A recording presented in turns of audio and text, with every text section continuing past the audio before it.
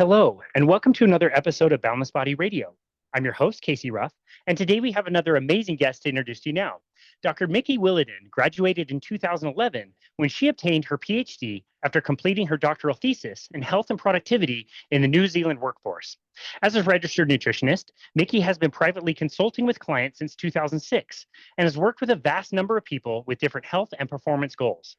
She is the host of the wonderful Mikkipedia Podcast, which objectively is the very best name for a podcast ever. So good, Mikkipedia, which deep dives into the topics of nutrition, longevity, fitness, and health. And she's also a co-host of a weekly endurance sports podcast called Fitter Radio. She is the creator of Mondays Matter, a successful fat loss group program that utilizes evidence-based techniques to support body composition goals that has helped over 2,000 people transform their eating habits and, importantly, their lives. She has worked with some notable New Zealanders, helping them achieve their nutrition-related goals, including Nigel Latta on the sugar episode and Simon Gault on the documentary series Why Are We Fat? Mikki is passionate to help translate science into practice to help people meet their health goals and is an active social media presence. You can find her on her website at www.mikkiwilliden.com. Dr. Mikki Williden, what an absolute honor it is to welcome you to Boundless Body Radio. Casey, thank you so much. I'm just thrilled to be a guest on your show. Thank you so much. Just a minor edit to that introduction, and it is my fault, not yours, because it shows you how often I update my information. I'm no longer co-host of Fitter Radio. I was co-host since I believe we began in maybe 2012 or something, and now I just come on in as a guest occasionally. Okay. Love that show though, very good. I do too. I was just listening to it, and it wasn't that long ago that it sounded like you were the co-host. I believe it was Kona last year. Yes. Yeah, so I figured it was recent enough, but gotcha. I also had a second podcast that is now inactive. It was kind of fun to do both, and I really loved the conversations on both of your shows. So even though you're not doing Fitter Radio anymore, I really liked it. No, and I love it too. And in part, I am an endurance athlete and I'm a runner by trade. And I'm not very good with props. So I sort of I dabbled in triathlon, but only to the point where I realized that this wasn't going to be the sport for me, but I'm a complete wannabe. Like, I absolutely love the sport.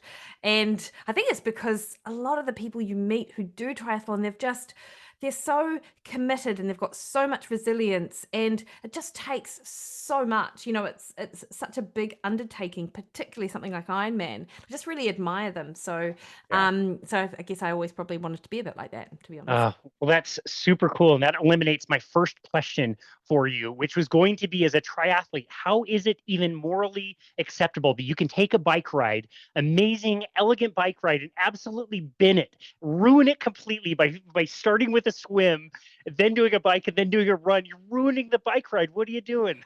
No, I know. And in fact, we were just over in the UK a month or so ago, and one of my husband's school friend's son, because that's how it is in the UK, it's like all of your friends are friends that you've had since you were like an infant. One of his sons was just completing one of his first Ironman, and we were just following along his race, and you sort of knew immediately once he hit the run that this guy's actually a runner. Like, he is not a triathlete, because he had not a bad swim, but not a great swim. And then he did the bike in not a bad time, but wasn't a great time. And then he hit the run and he passed about 1,200 people. So Oh my goodness. this is one of the reasons I thought I could give triathlon a shot, because I am a runner. I'm like, well, at least I get that glory leg and I have the warm up of the bike to then come into the run. But I would not have the time or the patience to train for something like Ironman, to be honest. It's a part-time job. It's crazy how much time is required in all these disciplines, and there's so much technique with all of those sports. I respect it a lot too. Cyclists and triathletes always have to give each other, some trash talk, whatever. But I have a lot of respect for it too. I've got a few clients who train for it, and yeah, it's you're taking on a part-time job, seriously, especially as you're ramping into your training. It's so much. Absolutely. And so my sort of sport of choice now is marathon running. I was much more serious about that maybe 15 years ago, but hubby and I just got our Boston qualifying little emails come through.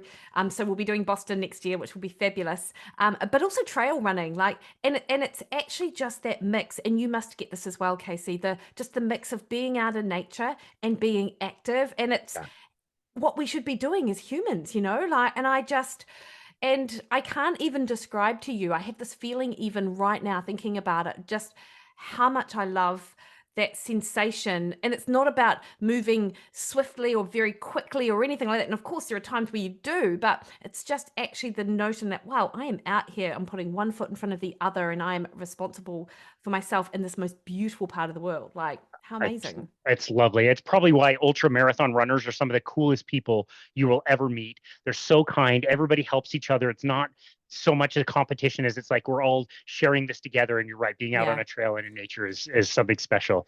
That's Yeah, awesome.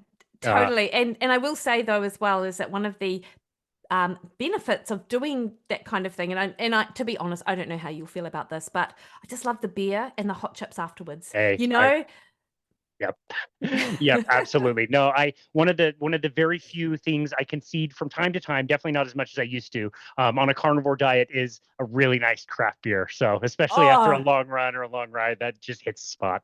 100. Well, then, so a question for you. Sorry, this is your podcast, but I'm sort of interested. Like, so is anything on the table then in terms of, I mean, you may not drink in, which is absolutely fine, but if you did, is whiskey the accepted sort of drink if you're a carnivore? Is there an accepted drink if you're a carnivore? The best thing to do is make sure that your craft beer is animal based, and so they take a cow and they like ferment the blood. No, it's funny. Like I always forget that when I'm thinking carnivore diet, I'm thinking of the definition in nature, hyper carnivore, which is Yeah, like 75-ish% of your calories is coming from animal products.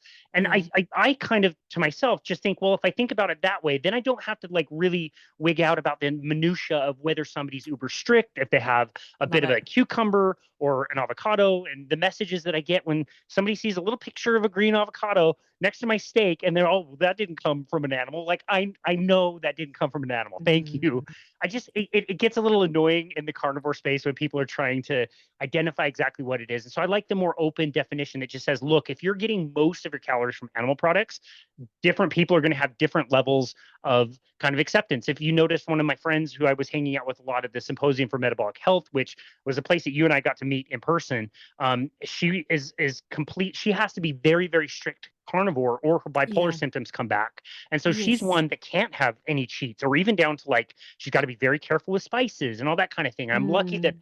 I can have condiments and spices and I don't get too worked up about that. And yeah, if it's a weekend and I have a good ride, to have a craft beer at the end is just really hits the spot.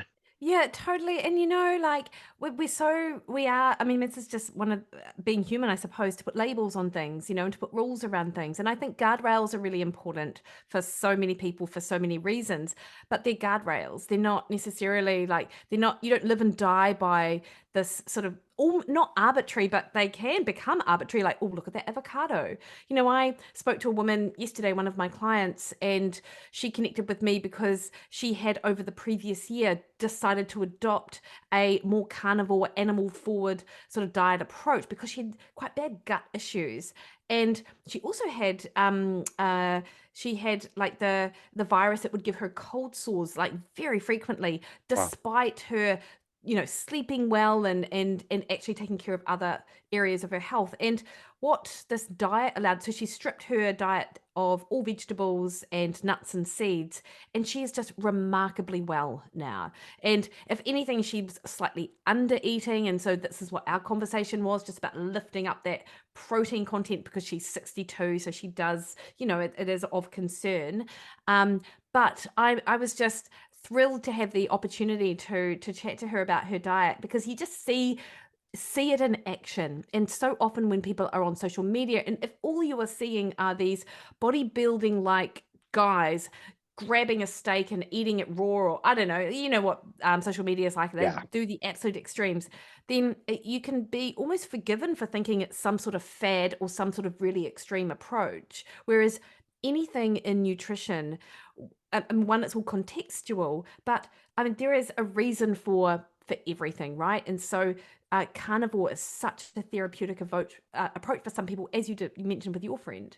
Yeah, yeah, exactly. That's so well said. And I love that we can yeah, we can define things. We talk about what exactly certain things are, but at the same time, remember that, as you well know and explain all the time on your wonderful podcast, that everybody is individual and has different levels of what they can tolerate and what they're willing to sacrifice and what they're not willing to sacrifice. And Yeah. so, yeah, I really love that you made that point. I was introduced to you and in San Diego for the symposium. I recognized your voice immediately because I have been listening to your show. I had been listening to you before meeting you. It's really wonderful. Not only is the title the best ever, but you do a great interviews, and it's one of my favorite shows to just turn on. And I don't even care who it is. Oftentimes, you'll find somebody that I'd never heard of, and I always learn something. So you do a great job in your podcast. So I really appreciate that.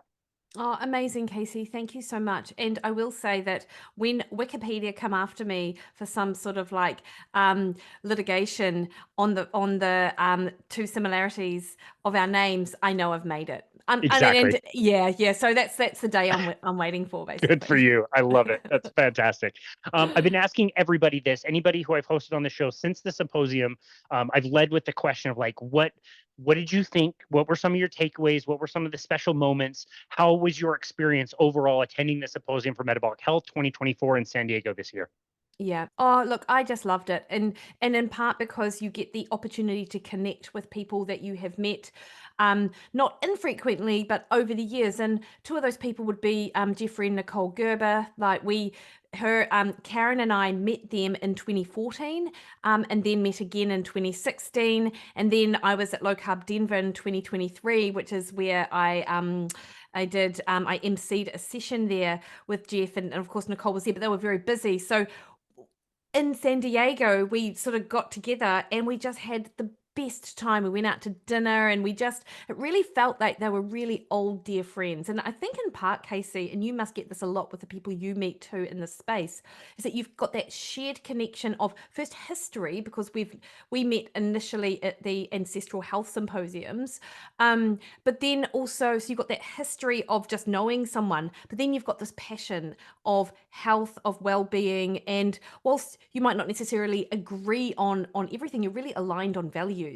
And so that was probably my most favorite part. And then of course the other Kiwis that were there, it was so great to connect with them, and sort of adopted Kiwis like Matthew Phillips. Like, he is the best, and he was It's on my awesome. podcast, and that was the first time I'd met him properly in person. And and he knew Karen Sin, who you know. And so we hung out a bit, and he was just like such a great guy. And you get to, and it's perfectly acceptable to meet someone and immediately launch into the most geeky conversation ever, and you're both on the same page. You're not like, well, that was left field, or what is she about? Like, it's really acceptable behavior.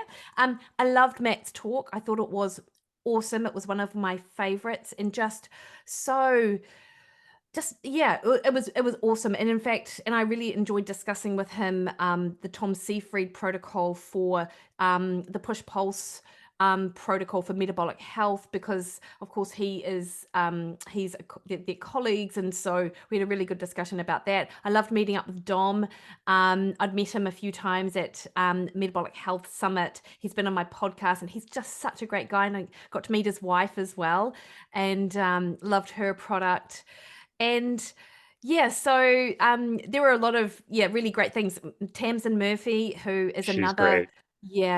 I met her in person, and we just really connected. So it's a feeling of connection was probably the biggest thing I got from being there, Casey. I think that's the number one feedback that we've gotten, is more than any one talk that stand out. You're right. Matthew's talk was phenomenal. I loved how he had the images of the Mm, iceberg and how these that's what, different yeah, diseases were like different manifestations, but you're only seeing the tip of the iceberg, where the way you can treat it and the similarities is the bulk of the iceberg. And they've got so much in common. That really yeah, stood out. He did a great job same, yeah. presenting that. But yeah, probably one of the things I've heard the most is the connection and the connectivity and getting to meet everybody with the same common, geeky kind of learnings. And everybody's ketogenics. Everybody has lots of energy. The chats around mental health this year were absolutely phenomenal. So I thought all of that was great. But yeah, just to be in the presence of so many other people that have found this and are so lit up that they would spend all kinds of time and travel like you did to spend time there over a weekend Yeah. voluntarily. It's pretty awesome. Pretty Yeah, cool no, energy. yeah, really great. Although I will laugh because I'm a higher protein, lower carb girl, not ketogenic. And Karen and I would laugh because I would just bring breakfast to the conference, and I'd be like, oh, I feel a little bit like I'm a bit weak because I'm eating. No one else is eating. But also I do, I'm really passionate about working out, and so and about refueling and making sure that I'm getting in the energy I need. So fasting through the morning wasn't going to be an option for me because I'm an early morning working out Yep. person. I'm sure it was a collection of people like you and I who all brought our own food and are weirdos and just eating our own little food in little corners everywhere. Yeah. So much fun. That was a great time. And you mentioned, macronutrients, carbohydrates, fats as primary energy sources, protein. You're a very high protein person. I really wanted to deep dive into that with you today as it pertains to endurance sport. Before we do, I want to just say you and I have a connection. I'm not quite sure if you know about it. I'm not going to say this person's name. You're going to guess. You're going to know who this person No. is. But I'm Okay. going back. It's 2012. I've been a personal trainer for 5.5 years. I'm Yeah. using metabolic carts in a gym setting to help tell people what their VO2 max is, what their resting metabolic rate is. I'm, competing. I just finished competing as a cyclist, so I'm using this to try to understand my own training and performance. And our company starts working with some coach who's a triathlon coach who's saying that he's using metabolic carts, but changing nutrition in his athletes who are Ironman athletes, and they are now eating higher fat, lower carbohydrate, and they're eating like 40, 50, 60 calories on the bike, and they are not bonking. And I'm listening to this guy, and I'm thinking about all the carbohydrates that I'm eating and all the snacks and sports drinks and all this crap. And I'm like, these people are eating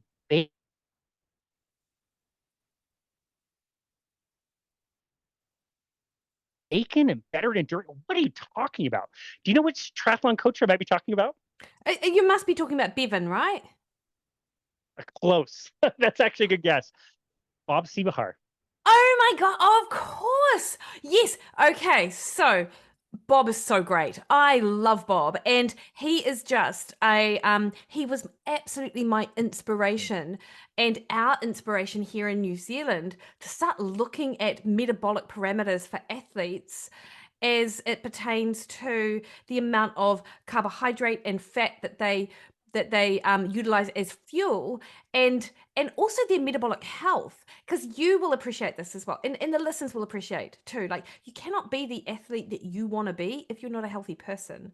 And so we really just started sort of, I suppose, readjusting our thoughts around fueling because of Bob Seebahar's metabolic efficiency model. And oh, I love it. Brilliant. It was the first time I had ever considered that you could change metabolism or push out, again, like the bonking thing that we all knew very well as endurance athletes. Of course you were going to bonk. Of course you were going to hit the wall at some point. And I thought it was nuts. And I can say, and I've told him this as one of the first guests on my podcast. I know I love the interview that you did with him on your podcast, but to tell him, like, dude, I would not be here doing this type of work if it wasn't for hearing that message first. That's the first time I'd ever heard that. It sounded insane. It sounded insane. And I was just curious if that was one of the first times you had heard about that, or that was the first time you'd heard about that. Oh, that was the first time. Like, and I've said that to Bob as well. Like, I absolutely credit him to getting us interested in it, because that really did then started us doing a bit of a deeper dive. And this is how I moved my thinking, actually, Casey, because of course, as a university trained, in a science degree in nutrition, you really have your blinkers on as to what you think you know and what you think others know. And you're very, and I was very arrogant about what I thought I knew compared to the other information that would be filtering in. Because of course at the time as well, the internet isn't, I mean, the internet is there, obviously, and Facebook had just started. I believe Facebook started in 2011, or maybe it was 2006. I can't remember, but it wasn't as big. Social media wasn't as big, and podcasts weren't as big, and things like that. So your access to information was nowhere near as prolific as it is now, or available as it is now. And so it was Bob that then got me down the rabbit hole of, because I loved podcasts as soon as I heard about podcasts. Rob Wolf in the paleo, his paleo podcast. I can't even remember what Rob's, the paleo show, maybe. So his podcast, Balance Bites, Chris Kresser, And all of these people who weren't universities nutrition trained, but they were so able to critique research, and they were able to critically think about the recommendations for both general health, but of course athletes as well. And Bob was a big part of that too. And so it really opened my eyes, and I'm forever thankful that I had that, because there are other people who did the same training as me, went through the same systems, but still think like it's 2010 or 2009. And and almost will sort of die on the hill that carbohydrates are king, particularly for athletes. And I'm not suggesting that they're not important, because of course they are, but I just think that even with the emergence of research in the low carbohydrate space and the ketogenic diet space, there's just a bias against it as a tool to use for athletes who aren't necessarily elite. And this is a thing as well. Like, you've got elite athletes who are almost a different breed of human, actually. And it isn't just what they can achieve on the day. It is everything that makes them that elite, that gives them that ability to train hard and race hard and win their races. Like, there is something about them that makes them different. Whereas the people like you and I, we are serious recreational athletes, I suppose, for want of a better word. And it's how what we need for our sport is actually different. Like, the performance isn't always going to be the metric necessarily that we're after. And so I don't know, I just felt like, or I feel like, there's a real disconnect between what we see in research or in sort of published literature around carbohydrate, and then what you see out in the field. And part of it is driven by bias, maybe. I sort of went on a big tangent. I'm sorry. Yeah, no, that's a really no, I love it. That was a really great way to set this up, because that's exactly what I wanted to talk to you about. And that's exactly who I wanted you to talk to as well. Like, we do have, high-end athletes that listen to the show, and so do you, obviously. But I find that more people are, like you said, in you and I situation where, like, I do carnivore for other reasons other than just performance. However, Yeah. I still want to be quick on a bike. I still want to Yeah. skate down, 20-year-olds when I'm playing ice hockey. Like, I still want a good level of performance. I'm lucky at age 40 that I still have that, but I'm not necessarily willing to give up all the health benefits of being somewhere in the low carbohydrate or carnivore space to get like an increase in performance for the highest echelons of performance. And I think the more people that I work with kind of find themselves in that spot. Like, yeah, we want to perform at the highest level, but also we have other factors and other things we want to pay attention to. I can't, I can listen to Tadej Pogacar and him talking about like the different things that he eats in the Tour de France, and it's thousands and thousands of calories of carbohydrates, and that works for that and what he's doing, and that just doesn't work for me, and it doesn't work for a lot of our athletes as well, who again are like, we're serious about fitness, but it's not like this is the number one most important thing in our lives anymore. And so I just wanted to ask you, with your own personal journey, how has that evolved the way you have fueled your competitions over time? And yeah, tell us about that journey. Yeah, for sure. So I was probably just your usual Nutrition in your own competition. just the usual probably endurance athlete reliance on gels to fuel. Like, when I was very young, when I was like in my early 20s, and there were these gels called Lepins in New Zealand, and I was training for my first marathon, and we would train every single Sunday long run with gels, and then you'd come home and you'd feel really chuffed that you did a long run, so you treated yourself with lollies and stuff like that, because of course you did, because you ran long. And I ended up gaining 5 kilos for my first marathon, which it absolutely flies in the face of what you would expect, given the fact that I had increased my training, and this happens to a lot of my clients as well before I see them. But then over the years, I sort of had figured out that behavioral aspect, of training and carbohydrate requirements. And if anything, I probably underate for a fair portion of my 30s, like and so therefore struggled with injuries and a bit of stress and stuff like that, albeit I still had some of my best performances during that time too. I remember one particular marathon where I was speaking to my friend Grant, and we would train together because we would work together at AUT, and he's like, carbohydrate is a limiting factor. This is before we discovered Bob, and he said, you just need to eat more gels during your run. And so in one particular run, the Christchurch Marathon, I was trying to go for in under 3 hours, and I had a gel every half hour, and I end up with diarrhea. Literally, and I'd never happened before. And I had to I pulled the pin at 40K. I'm like, there's no way that I'm going through that finish line. And so, and then of course, when we discovered Bob Seberhall's work and his work on, becoming more fat adapted, so you utilize appropriate amounts of carbohydrate and you're not overshooting the carbs. So I guess my fueling strategy now, or evolved to having probably about 30 grams of carbs an hour when I race, because particularly race as a marathon race. But if I'm out there on a trail run and the intensity is by virtue of the fact that it's a trail run, just a lot less intense, then I am, thinking about carbohydrate, but I'm just thinking about calories as well, actually. So I'm aiming for about anywhere between 150 to 250 calories an hour, depending on where I am in the race. So I'll have some simple sugars on board, but particularly if it's a longer event, then I'm going to be having some food-based stuff. Yeah, gotcha. Okay, that's very reasonable and a lot less carbohydrate than I remember consuming. And you have to train for that. Like you said, like your gut is not used to taking in that many calories and that many carbohydrates.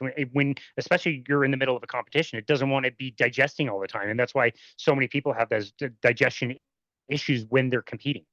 This is the thing, and cycling is different in terms of running, obviously, because of the mechanics of what occurs in the gut when you are, jostling and putting in a lot of fuel in. So I feel like cycling, you can get away with a lot more carbohydrate. And what I see in triathletes actually is that they have that in their mind, like they're seeing all the elites out there doing 90 grams of carbohydrate an hour.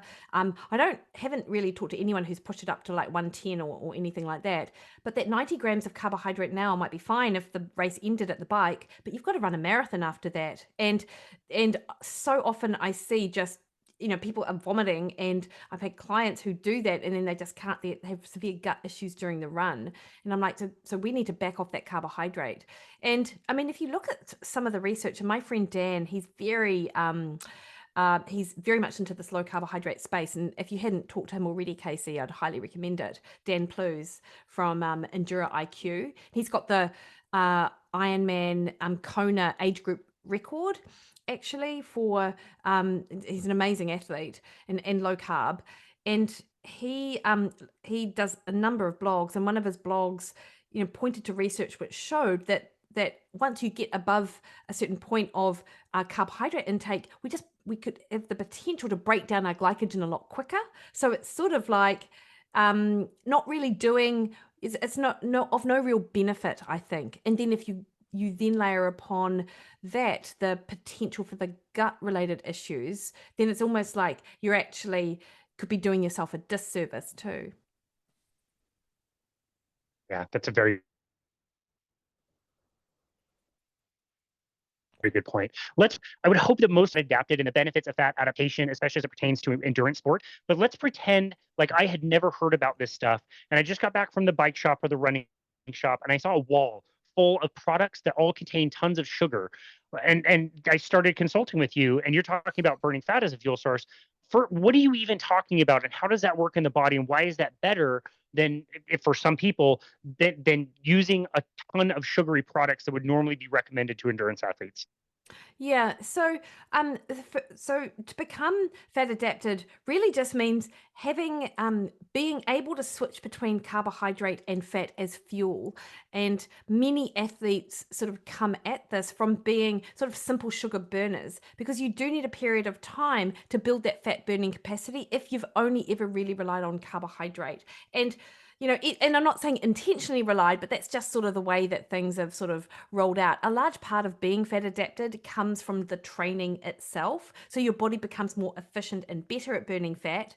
But another big part of being fat adapted is actually dietary fat intake too. So having a higher fat approach can help with that fat metabolism also. And many athletes in our space don't necessarily have those that particular part of the equation. But the reason why it's so important from a fuel perspective is that we have a limited storage capacity for carbohydrate. So once we are sort of through our liver glycogen is the first thing to sort of go. And then, of course, we've got muscle glycogen. We then have to um, uh, then if you're only ever reliant on carbohydrate and you haven't upregulated your ability to burn fat, then you're sort of in no man's land. Like you have to keep taking on board carbohydrate to keep that glucose level in the blood stable. Whereas even the leanest individual has hundreds of thousands of calories on their body ready to be burned for fuel. And particularly endurance-based athletes, we've got more fat in the muscle tissue, which is like for a sedentary person is problematic. Like it's poor, it's a marker of poor health. But for an athlete, it actually is. You want to build that capacity of having that readily accessible fatty acids in the muscle to be used as energy. And so that is what you want to encourage your body to be able to do. So there are a number of tactics with which to become a better fat adapted athlete. And I think one of the first things is periodizing it in your year. So you do it at a time where your training doesn't have to have much intensity in it, and you don't have an A race coming up in the next, 8 weeks or anything like that. So if there's an off season, if there's base training, then that's when I would focus on building this fat burning capacity, because you do have to make diet change for it as well. And you don't necessarily, and one of the biggest things is dropping the carbohydrate down. So there's less carbohydrate available. So your body has to turn to other sources of calories to burn as energy. And whilst of course you could go very strict keto and do it that way. And my friend Dan, again, he has a course whereby he calls it, he has a 3-week sort of quote unquote cold keto phase where you drop carbohydrates right down to about 50 grams, which for people who have no carbohydrate in their diet, that might still seem like a lot. But endurance athletes, because we utilize our carbohydrate stores all of the time, and we're in this glycogen depleted state, you can actually get away with slightly more carbohydrate than you think. And I think that's really important to point out, because many endurance-based athletes, they almost do themselves a disservice because they go too low in carbohydrate for the amount of training that they're doing, which may suit some people, but for a lot of people, it actually doesn't suit them. So the purposes of a low carbohydrate diet is to expose your body to this low carbohydrate availability, so you're upregulating other sources of energy. And so if you're training 15 hours a week and you're doing a lot of even the zone 2 type training and maybe a bit of zone 3 type training, then you're utilizing your glycogen stores, and that is what helps promote these endurance adaptations and this ability to upregulate fat, are these low glycogen stores. And so you could still get low glycogen stores if you're having maybe 50 to 100 grams of carbohydrate from things like non-starchy vegetables and berries and stuff like that.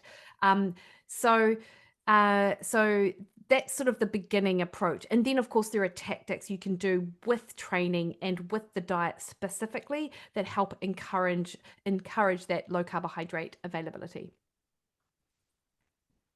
Yeah, I love that. The storage thing, I think, is such a key point. I'm really glad you went there with that. On the reports that we would give people after they came in to do these tests with us, it would show a person, and it would show the number of carbohydrates they could store in the body. It was different between men and women, somewhere between 1,500 and 2,000. And you'd explain, like, this is the most. It's not more than this. It's just up to this. And then it would show how much fat that person would store, and that was based on their weight and their body fat percentage extrapolated into calories. And like you said, if somebody's very lean, you still have tens of thousands or even 100,000 calories of fat on the body. If somebody was obese and just wanted to lose some weight, we would show them that number, and it would be 300,000, 400,000, 500,000. It's like, we want you to burn this. You've stored this so that you can get rid of this. If you want to have less of this, there's fuel there. You can do different things to get this out. And initially, it's like you said, it's dropping the carbohydrates down and maybe increasing fat for a time before then you can approach what we would consider like metabolic flexibility, where you can bring in a few more carbohydrates. You can be a little bit more tolerant of that over time.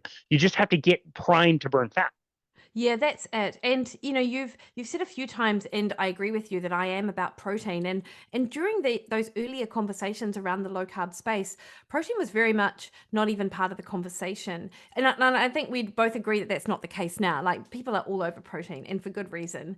And particularly endurance athletes, I feel that they have that's definitely an area that I think that they can improve a lot. Is actually just instead of thinking so much about like from the headspace perspective, like look at this as an opportunity to increase your protein. Because if we think about it, when we're out training, Casey, we are just breaking down our muscle tissue. We're getting little micro tears that occur that then have to be repaired and recovered in order to train again the next day. And we know that athletes don't tend to have too much issues restocking their glycogen. Like to me, that is it's a thing that will naturally happen. You don't necessarily, unless you're training again within sort of 6 hours, and it's going to be a super hard training session. That is a really important training session.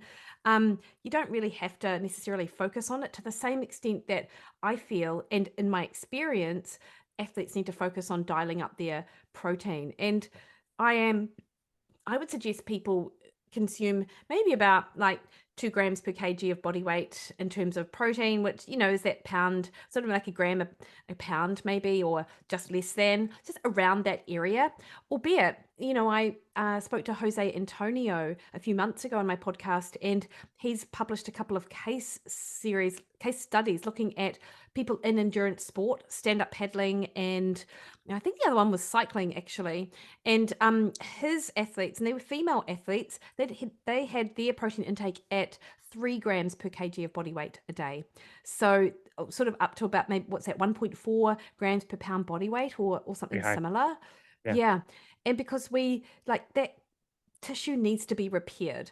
And if you do not have enough protein in your diet to do that, then you're really impairing your recovery in the long term. Interesting. So somebody might hear that number and think that number is quite high and either know that their recommendations are far lower than that, or they might get a little bit worried that, wait a second, I've heard that's too much protein. Now, in my experience, just observing,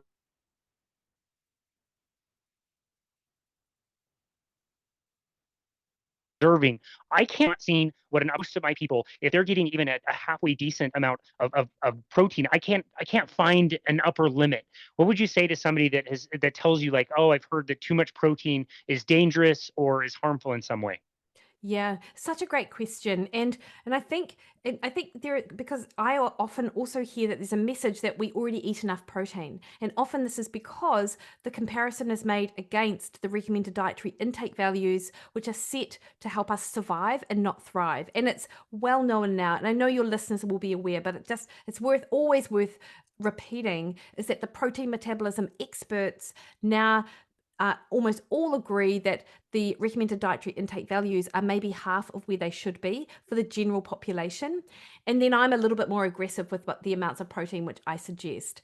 But if we look at actual literature, Casey, there is no good evidence to suggest that protein ruins the kidneys. There is no, and in fact, there was a recent meta-analysis came out confirming it. And actually, more importantly, there was another, and I'm sorry, I can't recall whether it was a meta-analysis, so a collection of studies, or if it was just a randomized controlled trial itself, showing that a high protein diet helped improve the function of the kidneys. So it's the opposite of what people believe. The second thing that people tend to worry about is that protein will upregulate those mTOR pathways, those growth and anabolic pathways, in a dangerous way that promotes cancer growth. And this is where it is a little bit more nuanced, but so that pathway, the mTOR pathway in the body, it needs to be turned on robustly with protein or strength training to help with that anabolic response, to help repair and rebuild tissue. And ideally, we would do this a couple of times a day with a decent hit of protein and or strength-based training. But I think both, actually. It's agreed you need both to be optimally healthy. A dysregulated mTOR pathway is when the pathway is switched on, but it isn't switched off. It's almost on idle for the entire time. And what we know is that elevated insulin dysregulates this mTOR pathway. So whilst people are like, well, protein turns that pathway on, that's got to be bad. An appropriate protein or response to protein is that switch on of mTOR that is then switched off. With elevated insulin, mTOR pathway is switched on and dysregulated. It's like this chronic situation that occurs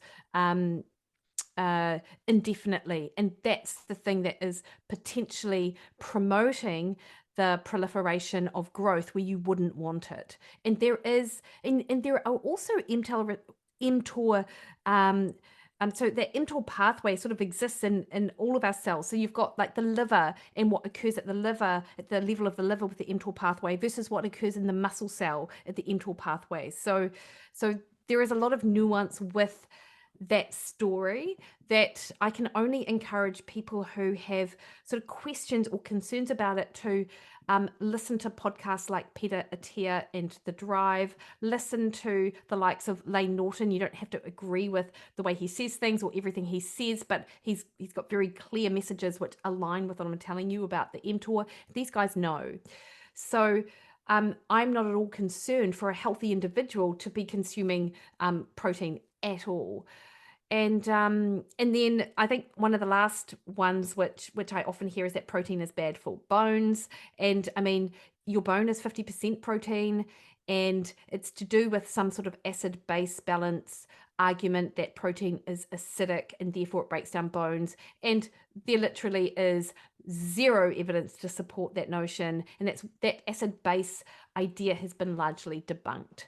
So does that sort of cover those areas for you? Yeah, absolutely. And for somebody listening who is an endurance athlete and thinking, yeah, I need to be eating protein, but I know protein will add muscle and I don't want to add too much muscle. I don't want to be bulky like those bodybuilders. And they're forgetting other benefits and other things that protein does. So can you elaborate on not just the muscle building component of protein, but the other things that it's so beneficial for? Oh, absolutely. And what I will first say that if you get really bulky from eating protein, then you must have some amazing genetics. And there are people who do actually, but it is like, how amazing would that be that if you do a gym session and eat some protein, then you then become like some sort of demigod. But like muscle protein synthesis is the one that we often focus on. And I do wonder, Casey, whether it's because we have these biomarkers we can use to assess that process in the body, whereas other sort of processes of protein aren't as maybe as easy to study or just aren't as widely studied. So protein is such a good regulator of appetite. It helps stabilize blood sugar because it doesn't have that huge sort of insulin response, so it can slow down digestion.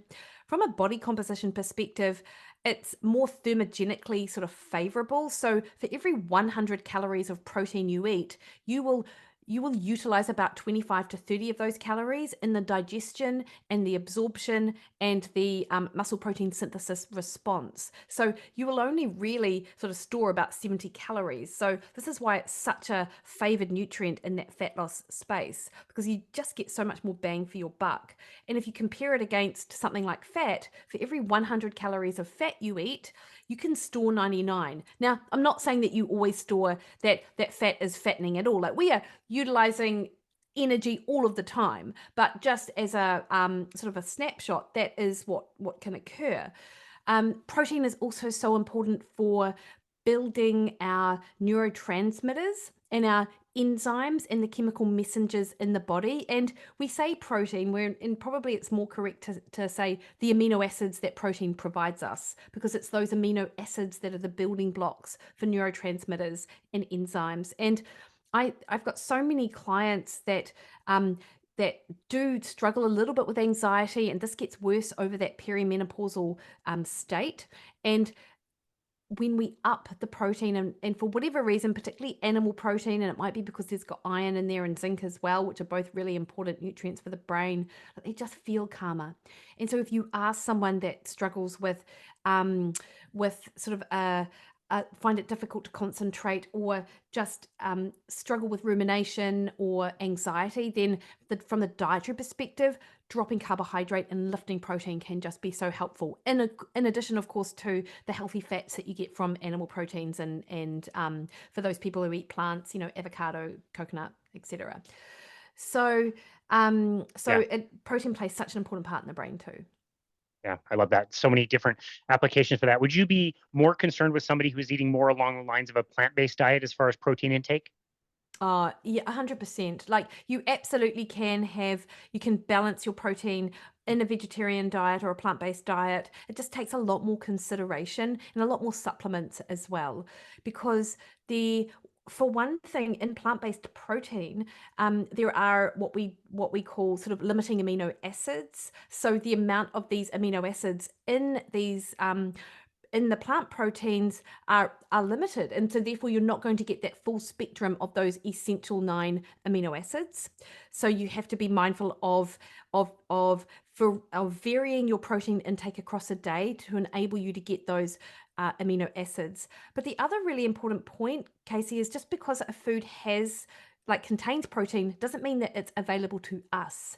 And many of those plant-based sources of protein, our body needs to sort of break down those plant-based fibers in order to retrieve that protein or those amino acids. And so it's often suggested that we need at least 30% more of that protein source to meet the same availability as an animal-based protein. And in fact, a couple of weeks ago, I saw a study that looked at soy-based burgers versus beef-based burgers, and for the same amount of amino acid availability, you had to have an 8-ounce burger versus a 4-ounce burger, which might be fine, but it then makes it a challenge to balance calories in a way that promotes a healthy body composition if you're always having to overeat and eat more sort of calories.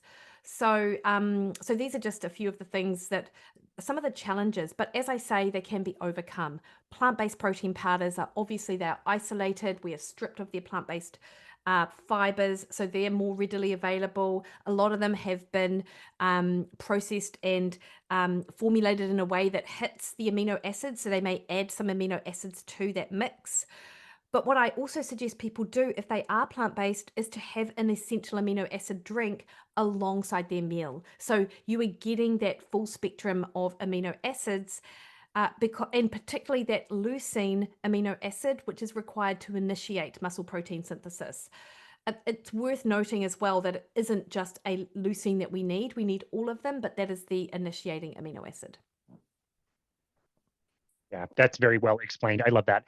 As somebody who works with both men and women, I have to ask you about, do you make any different recommendations as far as men versus women, and also different stages of life for women? Do you make any different recommendations whether somebody's already gone through menopause or not?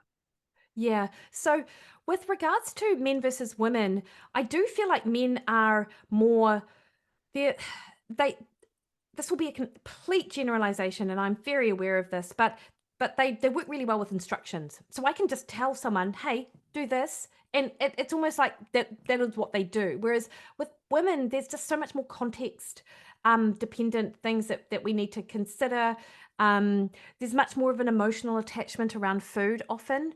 And women, particularly as you head into perimenopause and menopause, that's a time of their life, and it's not the hormones, but it's a time of their life where they may have children that they need to they have children that they're caring for. They may have a spouse or a partner. They're running a household. They're at the height of their career. They may be caring for parents. So there's a lot of these competing interests, and they often put themselves last. And it's not that men don't do the same. Like, my husband was a single dad for many years, and he absolutely and still has these things of putting himself. He thinks about everyone else before himself. So it's certainly not just a sex related trait, but I see it more often in women.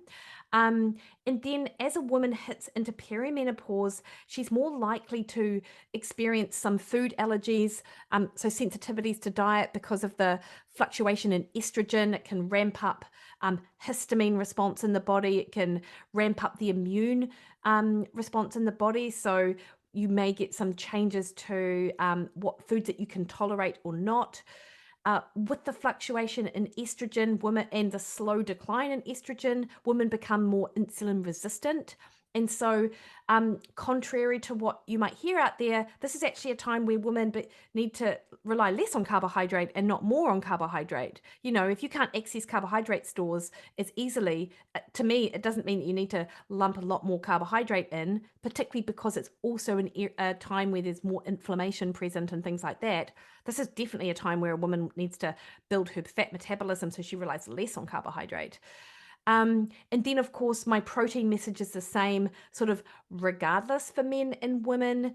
And then as we go through peri and into menopause, whilst things absolutely settle down, like you may even be able to tolerate a little bit more carbohydrate in menopause than you did in perimenopause because the inflammation has sort of dropped, which is a big reason why someone may be insulin resistant as well. We really still have to hammer home and dial in that protein element. And then, of course, if I'm talking to an endurance-based person, I'm also discussing with them what they're doing with regards to strength training, because I will sit here and promote all of the benefits of protein, but it almost doesn't even it's nowhere near as important as that strength-based training, which isn't something which I don't write programs for anyone or anything like that. I do have a phys ed background as well, but I just really want to have that conversation with them to sort of sow that seed. Yeah, excellent. For an endurance athlete, do you want them to be strength trained through their entire season? So the way I understand it, Casey, and the way that I do it over my years of experience and my knowledge base is that there are times in the season where you can do it a little bit more. And then when you're coming into that sort of race season, 6 or 8 weeks out, maybe you drop to say one time a week where it's a maintenance because the priority is your sport. And also, like, we don't have to, like, there's such good research to show that, in fact, by dropping it by 2/3, and you can correct me if I'm wrong, if this has changed, but as I understand it, if you've built a level of strength and power, then even by dropping your load by 2/3 for a short period of time, you can still maintain to a large extent. Yeah, that's the way I understand it. I don't think you would have a vastly different drop off in muscle mass if you do that. Another Yeah. thing that you talk about is like all of these goals, these endurance goals or sport specific goals, they seem so important in the moment. But one thing that you like to talk about is not only think about how important this event is for you now, but what about the future? And if somebody isn't taking their protein intake seriously now, how can that impact them later on down the road? 100%. And not just protein, but like calories, actually. And because, like I mentioned earlier, that, I was, under eight a large part of my 30s. And I see this in a lot of endurance athletes as well, is that because you can quote unquote get away with under eating for a short period of time to reach a specific body composition goal or hit like a time or something like that, particularly with running, where it's not like on a bike, you have to have a lot more power. So we have a big conversation around, you do this because you love it and you want to continue to do this as you age. Like, don't you? Like, I ask them what their overall sort of goals are, and not just around their sport, but around just in life, like what we've probably all now at a time in our life where we've either experienced it firsthand or seen from others, just what can happen when you lose your independence. And that loss of independence occurs when you no longer have the strength to be able to lift yourself from your bed to a chair, to go to the bathroom, things like that. And that loss of muscle mass is an inevitable part of the aging process, but we can slow it down as much as we can. So we need to focus on protein and focus on strength training and focus on moving healthy muscle for as long as we can as we age. And too often, and I feel like endurance athletes almost sort of struggle a little bit with this because they already train so much. They're like, well, surely the work I do on the bike is enough strength training, or the hills that I climb up, surely that's enough strength training. But that might not be the thing that will protect them when they have a fall in their 50s or their 60s. And then they've got this period of bed rest where for over 10 days you lose 10% of your muscle mass. And it's in those vulnerable times where where fragility is highlighted. So I talk to them about that and why it is so important to really dial in and make sure you've got enough calories you need for your training and your life. And when we're improving body composition and we are having and running a calorie deficit, we want to have that deficit to be as, you want to try and diet on as many calories as possible. And then we want to make sure that they are calories that will help strengthen and protect muscle and bone, because those are the things that you need in addition to mobility the older you get. Yeah, I certainly saw the implications on those metabolic carts for somebody that was calorie depriving, and how low you can take your metabolic rate is pretty bad. And that's it's your energy, your innate burn, your organs working properly, like so many important things that people would neglect because they would go on low calorie diets. And yeah, the implications of that are stunning. And I don't know how bad things are in New Zealand, but I would recommend somebody around here just go to an old folks home and you look around and you can Yes. see what a lack of nutrients and a lack of protein can do to you. Yeah, for sure. And I think the thing with diet, which people don't really wrap their head around to a large extent, is that, with your metabolism, you want it to be adaptive and responsive to the inputs. You don't want it to be super, super fast and all of the time, because it accelerates aging. But you want to have periods of time, like your training, where you do pull the lever and improve body composition. So you do eat less, you do exercise more, and you place that stress on your system. But then you ease off, and you might go through a period of eating more and exercising more. So this might be a time when you've got that 6 weeks leading up to your race where the focus isn't on body composition. Now we're on performing. And then maybe post your race, you have a period of eat more, exercise less, and you're recovering, and you're sitting on a beach for 5 days, and you're really like celebrating your successes. And then maybe you're then having a period of eat less and exercise less, where you're building a little bit back into training, but you're running a bit of a calorie deficit just to shave off a couple of additional kilograms of fat that you may have gained when you were recovering from your race or whatever. But I love that, looking at the different sort of ways that you can toggle your metabolism to get what you want out of it. And this is a model that I absolutely credit Dr. Jade Teeter for making me aware of and talking about all of the time. He's this amazing naturopath. And I would say as well, the danger that an endurance athlete has is that they're very, we're type A. So if something doesn't work, if your diet's not working and your body's not responding, our intuition is to do it a little harder. So we eat a little less, we train a little more, we fast a little longer. Whereas if your diet isn't working and you're experiencing shifts in your sleep and your hunger and your energy and your cravings, that's signs that you need to back off and change your approach. But we need confidence to be able to do that.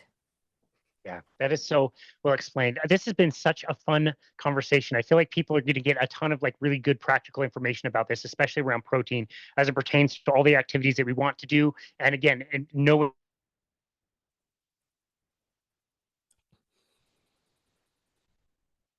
that we all want to age and stay healthy. And this has been an awesome conversation. I really appreciate your information and taking the time to be on our show today.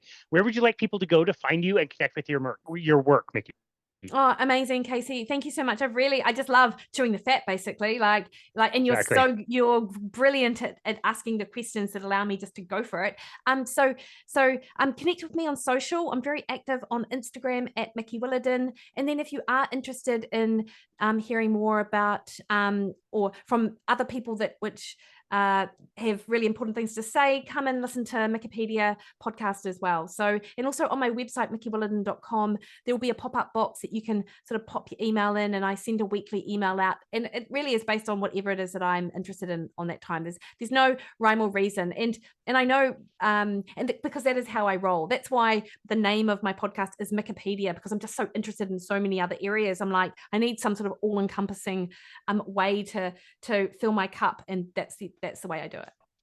I love it. Your show is amazing. I would recommend anybody go check it out, not just for the amazing name, but all the content. I'm glad that you did make it so general and have so many different topics. I absolutely love it. So I know our listeners will be looking forward to that, and definitely they should go over and follow you and follow your work. And yeah, Dr. Mikki Williden, thank you so very much for all of your work, and thank you for taking time to be on our show today. We really appreciate you.